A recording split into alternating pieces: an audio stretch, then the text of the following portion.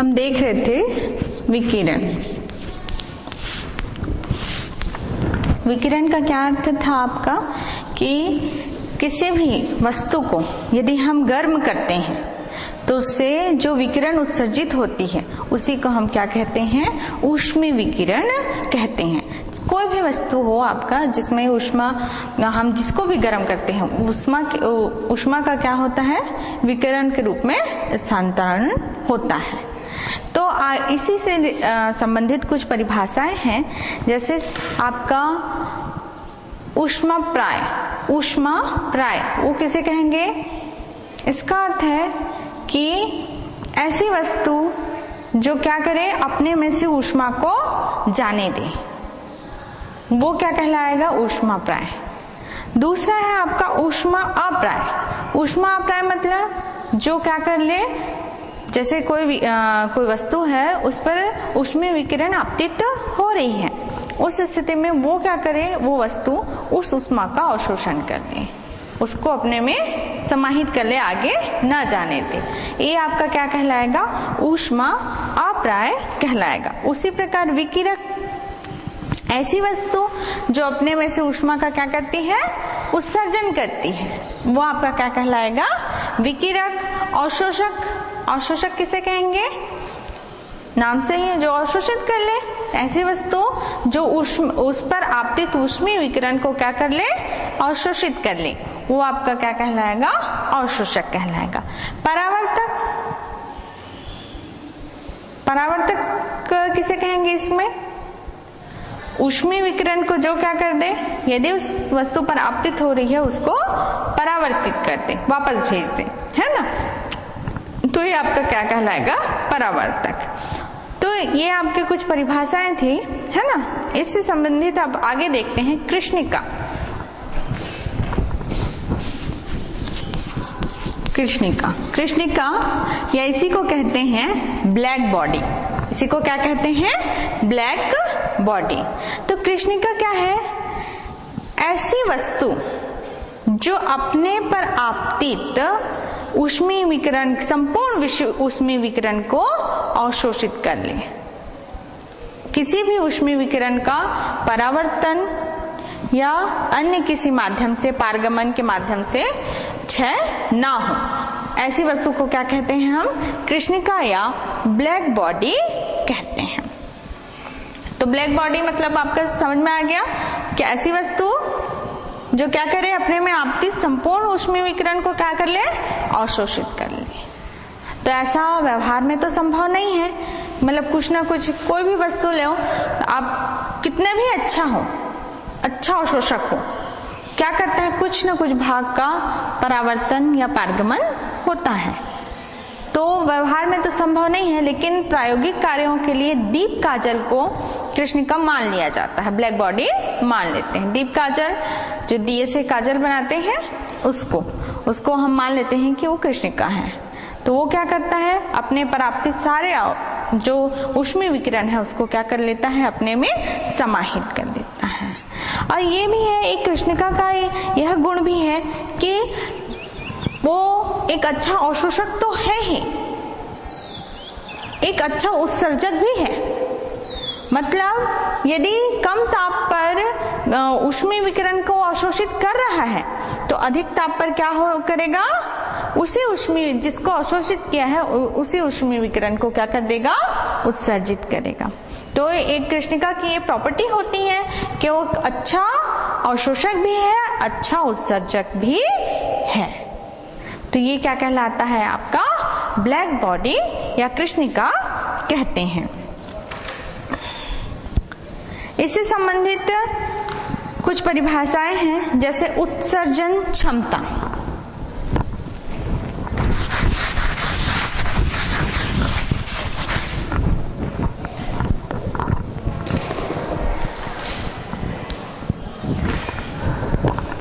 आपका पॉइंट है उत्सर्जन क्षमता। उत्सर्जन क्षमता किसे कहेंगे,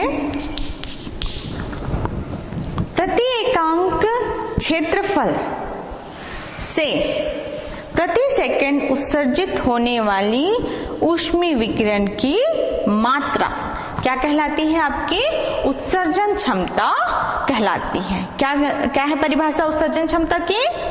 प्रति एकांक क्षेत्रफल से प्रति सेकंड उत्सर्जित होने वाली ऊष्मीय विकिरण की मात्रा आपकी उत्सर्जन क्षमता कहलाती है। उत्सर्जन क्षमता को स्मॉल ई से प्रदर्शित करते हैं तो इसका सूत्र हो जाएगा E = Q/80। ये है उत्सर्जन क्षमता। E को कहते हैं उत्सर्जन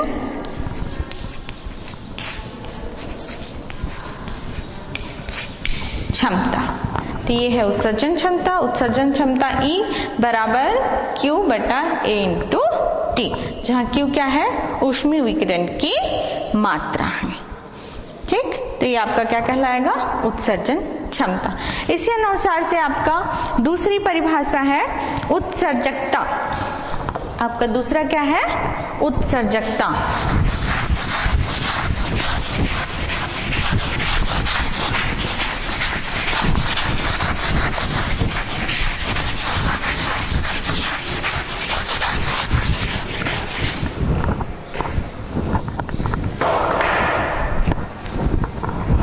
दूसरा है आपका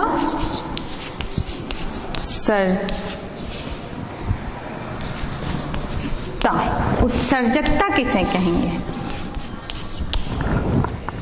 जैसे किसी वस्तु पर ऊष्मीय विकिरण आपतित होती है तो वो क्या करता है? ऊष्मीय विकिरण को अपने में अवशोषित कर लेता है ना? तो ये तो किसी वस्तु के लिए होगा। ब्लैक बॉडी की बात करें तो वो भी क्या करेगा? ऊष्मीय विकिरण को अवशोषित करेगा। किसकी कौन ज्यादा अच्छा से अवशोषित कर सकता है? ब्लैक बॉडी या कृष्णिका। ठीक है, तो हम दोनों की तुलना कर सकते हैं। तो यदि कोई वस्तु है ना जिसकी उत्सर्जकता आपका ऊष्मीय विकिरण की उसने अवशोषित किया है ना, या आपका यहाँ क्यू क्या कर रहा है? उत्सर्जित कर रहा है, और ब्लैक बॉडी का जो क्यू उत्सर्जन की मात्रा क्या है? कैपिटल क्यू है। तो उस स्थिति में उत्सर्जकता बराबर आपका हो जाएगा, इसको एप्सिलॉन से प्रदर्शित करते हैं। एप्सिलॉन = आपका हो जाएगा Q/Q। एप्सिलॉन = आपका क्या हो गया? Q/Q। ठीक है, तो यहाँ पर स्मॉल q क्या है? किसकी उत्सर्जन की मात्रा है? आपका किसी अन्य, जिसका हमको ज्ञात करना है ना, किसी अन्य वस्तु। और कैपिटल क्यू क्या है? आपका कृष्णिका। तो दोनों के अनुपात को क्या कहते हैं? हम उत्सर्जकता कहते हैं। या दूसरे एक और परिभाषा लें तो एप्सिलॉन = होता है स्मॉल e/E, जहां पर E आपका है यहाँ पर स्मॉल e वस्तु की उत्सर्जन क्षमता, वस्तु की उत्सर्जन क्षमता, और कैपिटल E है आपका, कैपिटल E है कृष्णिका की उत्सर्जन क्षमता। तो परिभाषा के रूप में क्या हो जाएगा? परिभाषा के रूप में क्या बनेगा? उत्सर्जकता किसे कहते हैं? किसी वस्तु की उत्सर्जन क्षमता तथा कृष्णिका की उत्सर्जन क्षमता के अनुपात को क्या कहते हैं? उत्सर्जकता कहते हैं। ठीक है, तो ये है आपका उत्सर्जकता। उसी प्रकार एक अन्य परिभाषा है अवशोषण क्षमता। अगला है आपका अवशोषण क्षमता।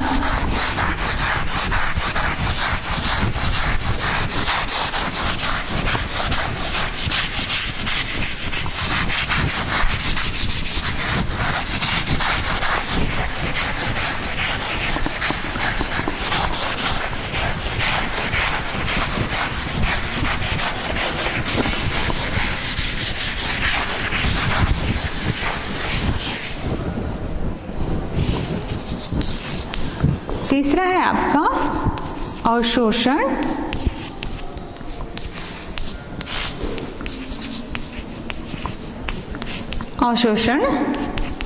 क्षमता। अभी हम क्या देखे, उत्सर्जन क्षमता है ना, अब ये है आपका अवशोषण क्षमता।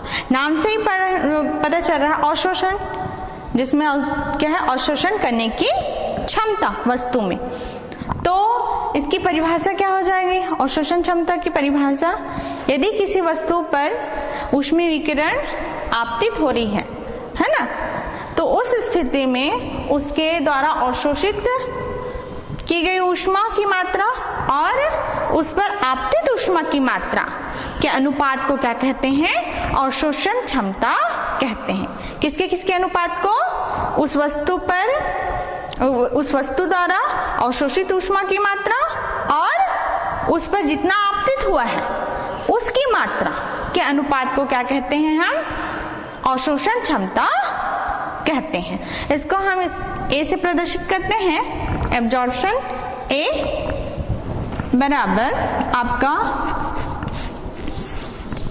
Q small q upon capital Q, जहां स्मॉल q क्या है आपका वस्तु द्वारा अवशोषित ऊष्मा और कैपिटल Q क्या है आपका उस पर आपतित ऊष्मा। यहां पर लिख सकते हैं Q अवशोषित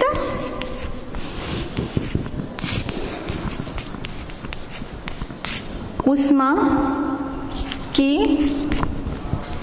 मात्रा और कैपिटल Q आपका है आपतित ऊष्मा की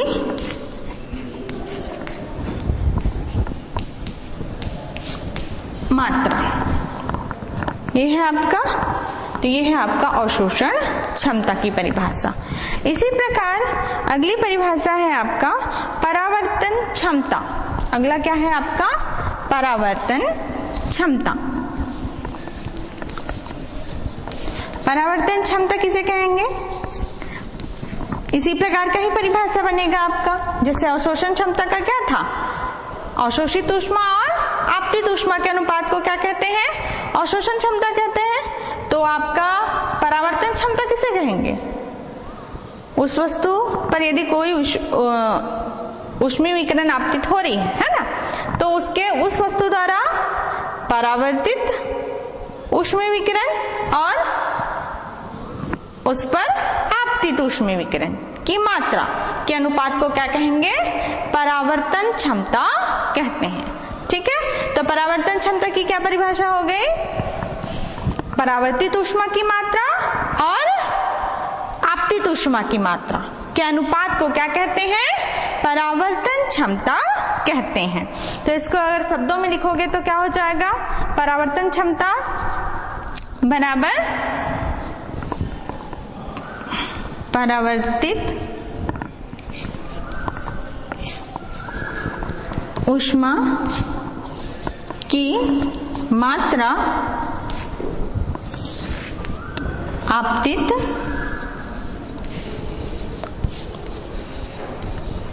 ऊष्मा की मात्रा। ये हो गया सब। अगला है आपका पारगमन क्षमता। अगला परिभाषा किसका है, पारगमन क्षमता। पारगमन क्षमता मतलब अपने में से ऊष्मीय विकिरण को जाने देना है ना, तो ये उसकी क्या कहलाएगी, पारगमन क्षमता। तो पारगमन क्षमता इसी दो के अनुसार से उसकी भी परिभाषा क्या बन जाएगी,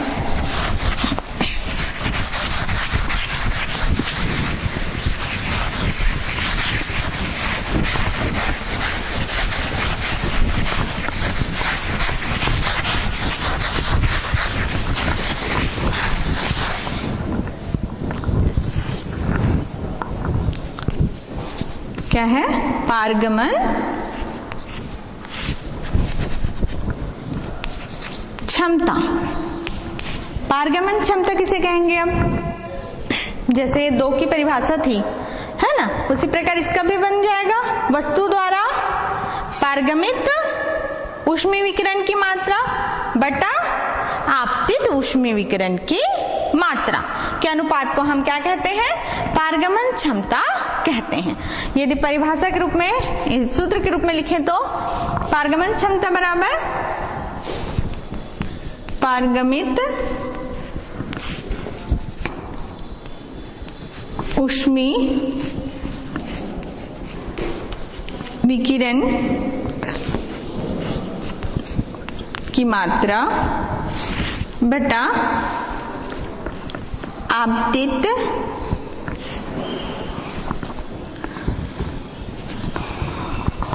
ऊष्मीय विकिरण की मात्रा। तो ये हो गया आपका सूत्र के रूप में। तो इस प्रकार यदि हम किसी वस्तु पर ऊष्मीय विकिरण आपतित करते हैं तो किस किस रूप में वो खर्च हो सकती है वो ऊष्मीय विकिरण? कुछ भाग क्या हो सकता है? कुछ भाग का क्या हो सकता है? उस आपका परावर्तन हो सकता है, कुछ भाग का क्या हो सकता है? अवशोषण हो सकता है, और कुछ भाग का क्या हो सकता है? पारगमन हो सकता है। पूरा पूरा तो अवशोषित करेगा नहीं कोई वस्तु, है ना।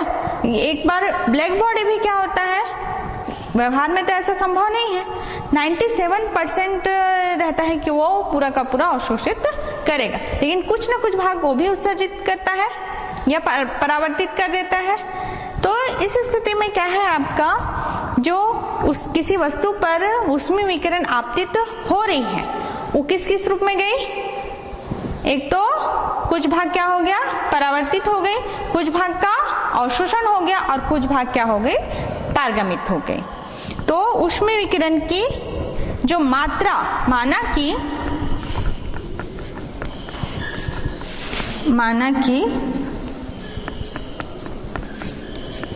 ऊष्मीय विकिरण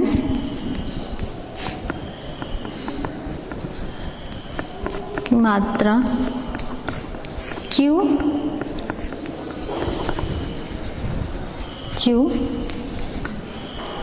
आपतित हो रही है।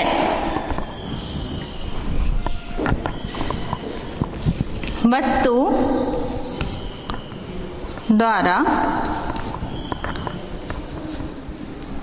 अवशोषित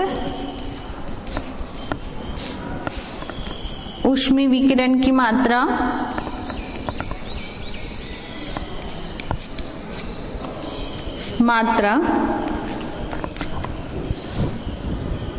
QA तथा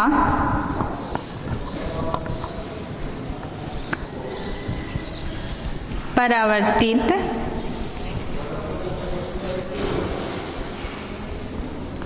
ऊष्मीय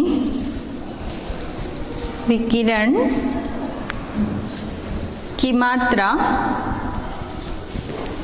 QR पारगमित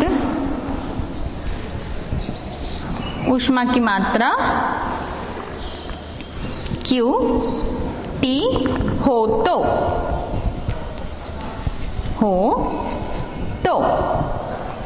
तो आपका आपतित ऊष्मा कितना है? Q है। आपतित ऊष्मा कितनी हुई? Q। तो Q किसके बराबर होगा आपका?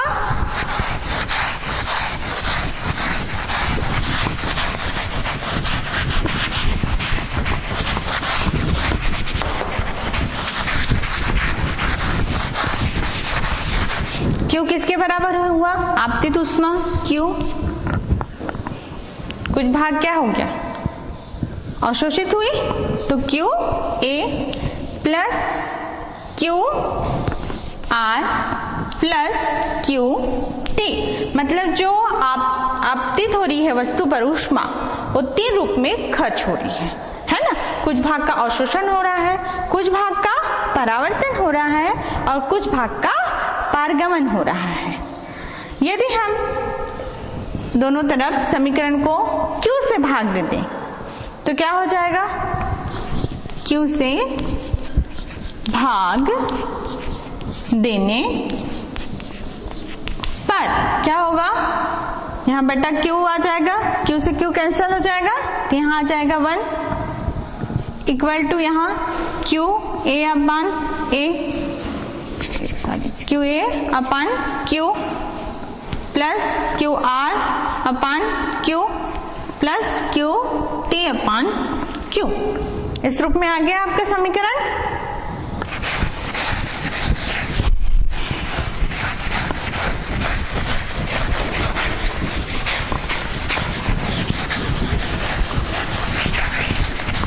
यहां पर आपका 1 equal to Q A upon Q plus Q R upon Q plus Q T upon Q आया है ना। तो यहां पर क्यू ए क्या है? अवशोषित ऊष्मीय मात्रा है, ऊष्मीय विकिरण की मात्रा। क्यू क्या था आपका? आपतित ऊष्मीय विकिरण की मात्रा। उसी प्रकार ये दोनों का अनुपात है क्यू ए अपान क्यू, मतलब ये किसका सूत्र बन गया आपका? ये सभी किसके सूत्र बन गए हैं? अवशोषण क्षमता का सूत्र बनाइए। अवशोषण क्षमता की परिभाषा क्या थी? वस्तु द्वारा अवशोषित ऊष्मीय विकिरण की मात्रा और आपतित ऊष्मीय विकिरण की मात्रा के अनुपात को अवशोषण क्षमता कहते हैं। तो ये उसी सूत्र के रूप में आ गया। तो ये क्या हो गया? अवशोषण क्षमता।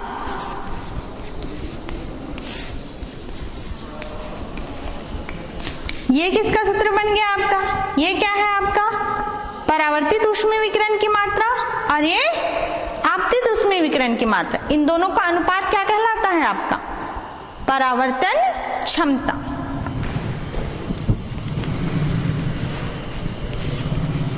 परावर्तन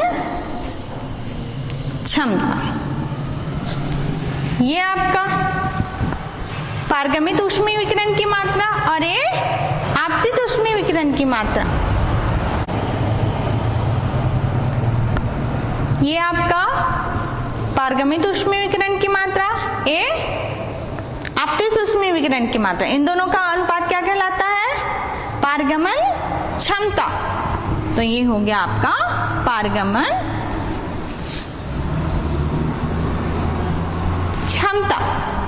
तो इस रूप में आ गया। तो इससे क्या बन गया? क्या रिलेशन बन गया? इन तीनों अवशोषण क्षमता, परावर्तन क्षमता और पारगमन क्षमता का योग किसके बराबर होता है? 1 के बराबर होता है। तो ये आ गया आपका शाब्दिक रूप में। आगे है आपका स्टीफन का नियम। अगला है आपका स्टीफन का नियम।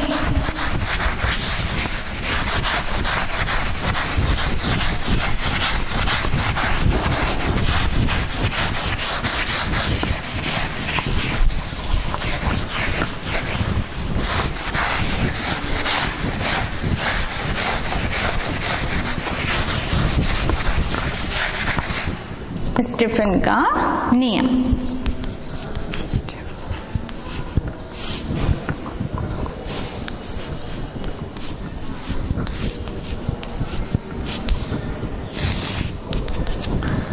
स्टीफन का नियम। स्टीफन का नियम,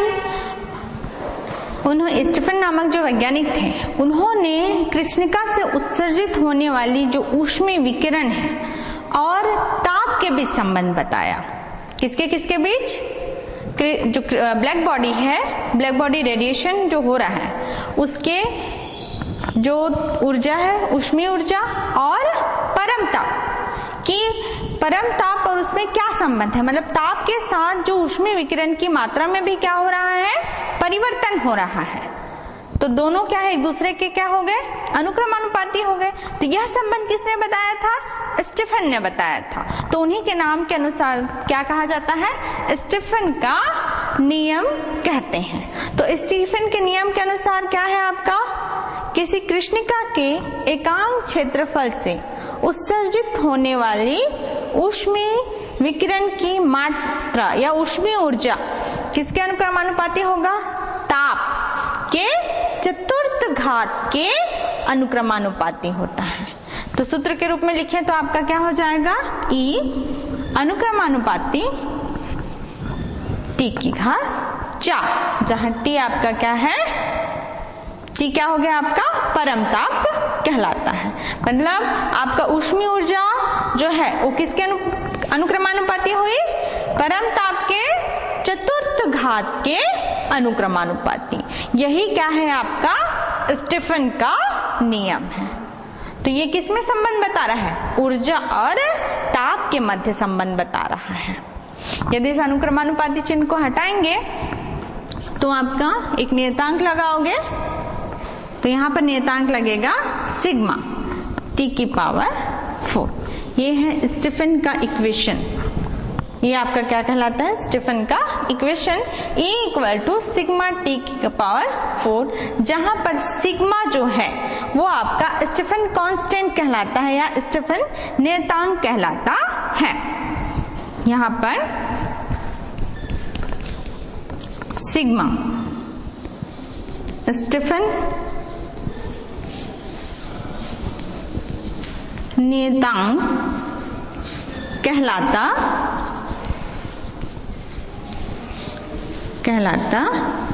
है। ये क्या है आपका सिग्मा स्टीफन नियतांक है। तो ये आपकी पद्धति पे निर्भर करेगी सिग्मा का मान क्या है। जैसे आपका एसआई पद्धति में देखें, एसआई पद्धति में तो सिग्मा का मान होता है 5.73 गुणित 10 की घात 8 जूल प्रति मीटर स्क्वायर सेकेंड केल्विन की पावर 4। ये है आपका स्टीफन नियतांक का मान, है ना। कौन सी पद्धति में, आपका एसआई पद्धति में। कितना होता है 5.73 गुणित 10 की घात 8 जूल प्रति मीटर स्क्वायर सेकेंड केल्विन 4, है ना। तो ये है आपका सिग्मा का मान। आगे बोल्ट्जमैन नामक जो वैज्ञानिक थे, ये तो स्टीफन ने बताया कि ताप और ऊर्जा के मध्य क्या संबंध है। आगे जो बोल्ट्जमैन नामक वैज्ञानिक थे, उन्होंने ऊष्मागतिकी के नियमों को लेते हुए इस नियम को प्रूफ किया, सिद्ध किया, और कुछ एक अन्य समीकरण बना जिसको इन दोनों के नाम से स्टीफन ने इसको लागू किया था। सिद्धांत किसने प्रतिपादित किया, स्टीफन ने, और उसको प्रूफ किसने किया, बोल्ट्जमैन ने। तो दोनों को मिलाकर बना स्टीफन बोल्ट्जमैन इक्वेशन। तो उनके अनुसार आपका समीकरण बना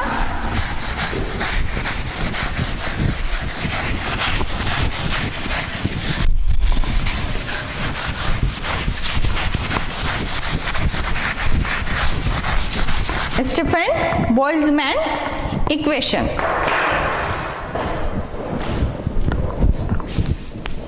स्टीफन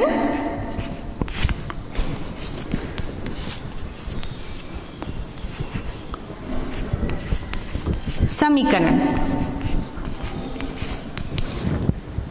तो इनके अनुसार ये था, यदि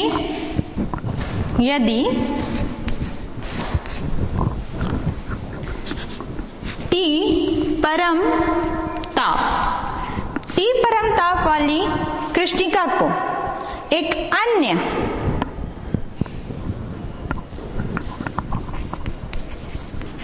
कृष्णिका को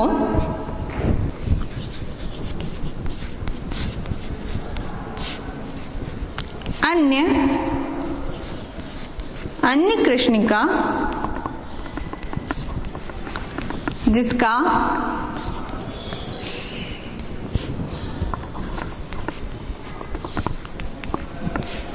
परमताप T0 है, उसके संपर्क में रखा जाए।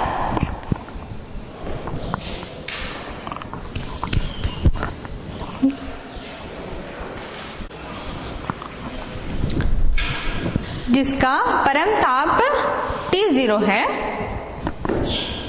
के संपर्क में रखा गया है।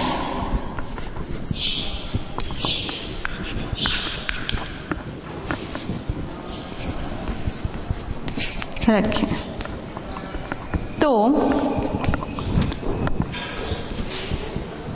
ऊर्जा क्षय की दर E बराबर हो जाएगा आपका सिग्मा T की पावर 4 माइनस T0 की पावर 4। तो ये है आपका समीकरण E equal to sigma T की पावर 4 माइनस T0 की पावर 4। ये आपका क्या कहलाता है? स्टीफन बोल्ट्जमैन इक्वेशन कहलाता है। यही क्या कहलाता है? यह स्टीफन बोल्ट्जमैन समीकरण कहलाता है। ठीक है, तो आपका E बराबर क्या आ गया? E बराबर क्या आया?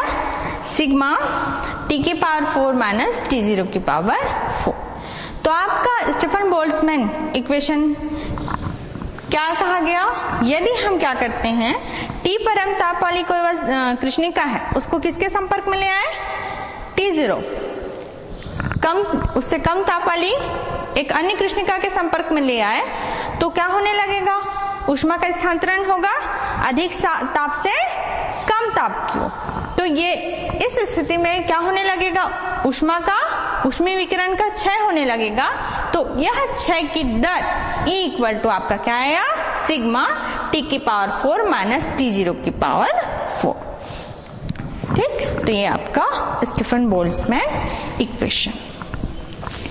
आगे है आपका किरचॉफ का नियम।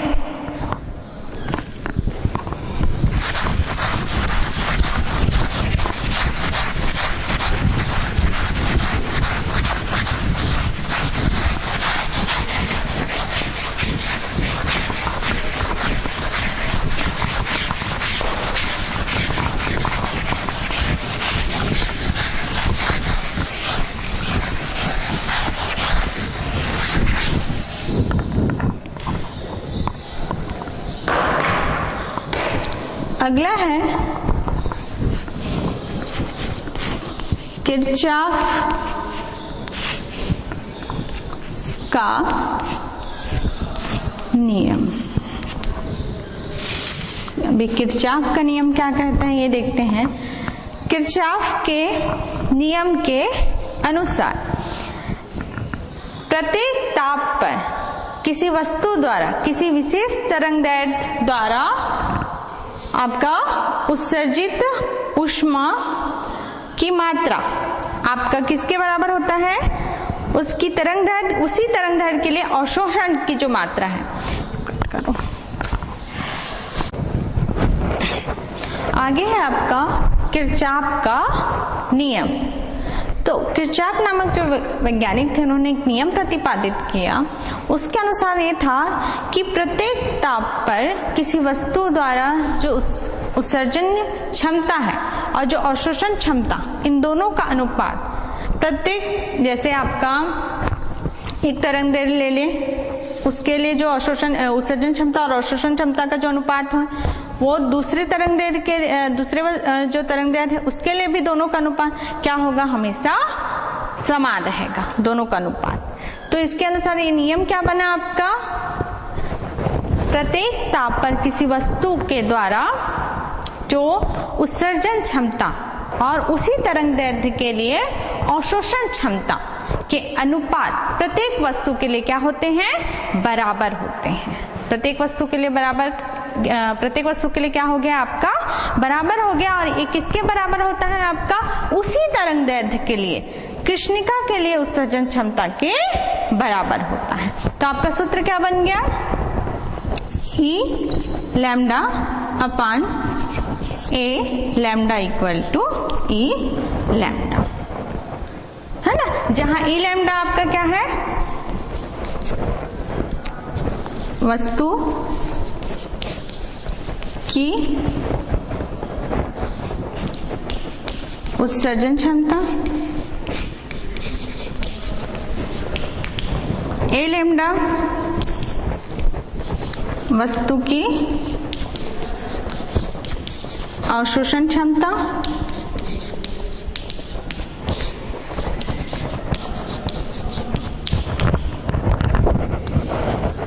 ठीक। तो ये आपका ई लैम्डा वस्तु के लिए उत्सर्जन क्षमता और ए लैम्डा अवशोषण क्षमता, इन दोनों का अनुपात प्रत्येक वस्तु के लिए क्या होगा, एक समान होता है। तो इस सूत्र से क्या पता चलता है आपका, यदि इन दोनों का अनुपात हमेशा बराबर होता है तो यदि कोई वस्तु अच्छा उत्सर्जक है तो वो क्या होगा, अच्छा अवशोषक भी होगा। यदि बुरा उत्सर्जक है तो बुरा अवशोषक होगा। इन दोनों का अनुपात हमेशा एक समान बना रहता है। तो ये है आपका किरचॉफ का नियम।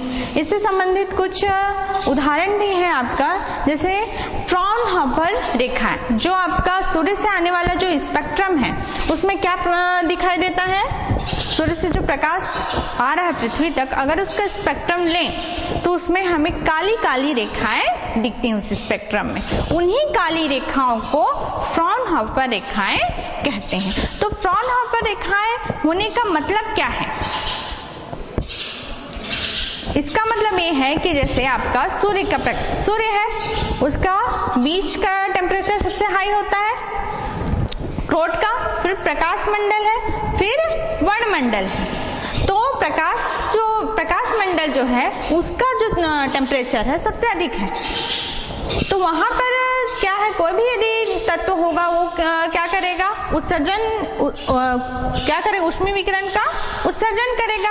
उसके बाद क्या है, वर्णमंडल में विभिन्न प्रकार की गैसें भी हैं, तो वो क्या करती हैं, वहां का ताप प्रकाश मंडल के मनिस्बल क्या है, कम है, तो वो कुछ जिन ऊष्मीय विकिरण का वो उत्सर्जन कर सकती थी अधिक ताप पर, उन ऊष्मीय विकिरण का या उस तरंगदैर्घ्य का क्या करती हैं, कम ताप पर अवशोषण करती हैं, जिसके कारण अवशोषण हो गया। तो उस जगह क्या हो जाएगा, जहां अवशोषण हो रहा है वहां क्या हो जाएगा, काली काली रेखाएं दिखाई देंगी। तो ये इसी के कारण होता है। दूसरा, जैसे हम एग्जाम्पल देख सकते हैं, आपके पास मान लीजिए एक काली वस्तु है, एक चमकीली वस्तु है। काली वस्तु को आप धूप में रख दिए, दोनों को बराबर ताप पर आपने क्या कर दिया, बहुत अधिक देर तक धूप में रखा है। एक आपकी काली वस्तु और दूसरी क्या है आपके पास, चमकीली वस्तु। अब उसको अंधेरे कमरे में ले आओ, तो अंधेरे कमरे में क्या होगा, कौन सा चमकीला दिखेगा, काली वस्तु कि चमकीली वस्तु? काली वस्तु अधिक चमकीली दिखेगी कि चमकीली वस्तु अधिक चमकीली दिखेगी? काली वस्तु अधिक चमकीली दिखेगी। इसका कारण क्या है, अभी हमने क्या बताया, जो अच्छा उत्सर्जक है वही अच्छा अवशोषक भी है। तो बाहर के ताप में क्या है, काली वस्तु, काला जो रंग है वो क्या करता है, प्रकाश का या ऊष्मा का अधिक से अधिक क्या करता है, ऊष्मीय विकिरण को अवशोषित करता है। तो जब वो धूप में था क्या किया, ऊष्मीय विकिरण को अवशोषित किया, और जब हम अंधेरे में ले आए तो उसी जो ऊष्मीय विकिरण को अवशोषित किया है उसका क्या करने लगेगा, उत्सर्जन करने लगेगा, जिसके कारण वो चमकीली प्रतीत होगी। किसके मनिस्बल, आपकी चमकीली वस्तु के। तो काली वस्तु अधिक चमकीली दिखाई देगी। तो एक किरचॉफ नियम के कुछ उदाहरण हैं जो हम दैनिक जीवन में अपन देखते हैं। आज के यहीं तक।